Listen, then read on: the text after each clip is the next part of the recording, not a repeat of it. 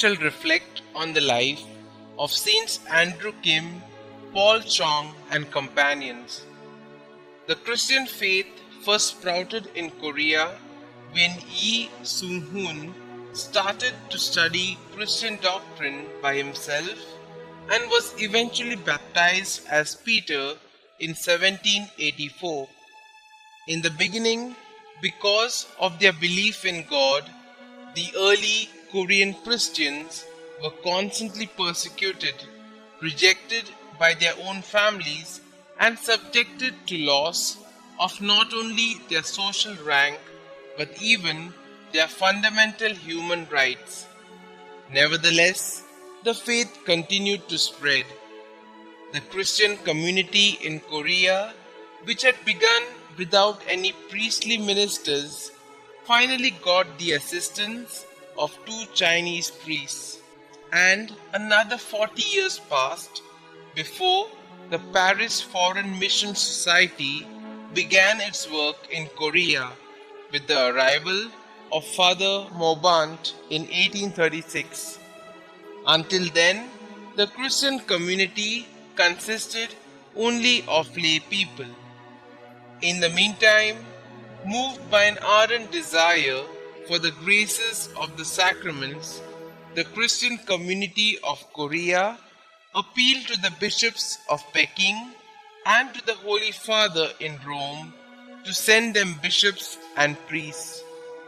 Serious dangers awaited those missionaries who dared enter Korea. In fact, until the granting of religious liberty in Korea in 1886, there was a multitude of disciples who shed their blood in imitation of our Lord Jesus Christ, who submitted to death joyfully for the salvation of the world. More than 10,000 martyrs died in persecutions which extended over 100 years.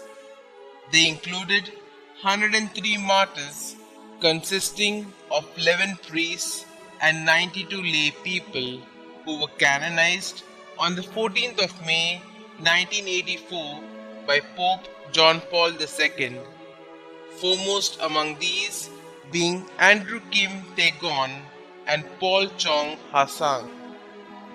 Andrew Kim Taegon, the first Korean priest, prompted by his faith in God and his love for the Christian people, found a new way to achieve the difficult task of making a missionary entry into Korea.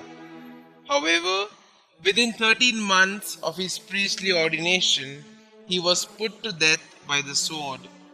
Barely 26 years old, and the oil of chrism still fresh on his hands.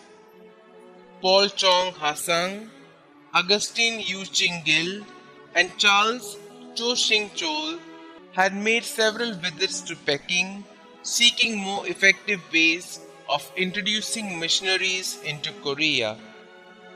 Since the persecution of 1801, there had been no priest to care for the Christian community. Finally, they succeeded in opening a new chapter in the history of the extension of the church in Korea with the arrival of a bishop and some priests of the Paris Foreign Mission Society.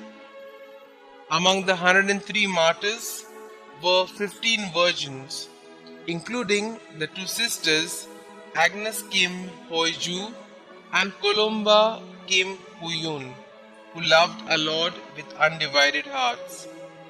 These women, in an era when Christian religious life was unknown in Korea, lived in community and cared for the sick and for the poor.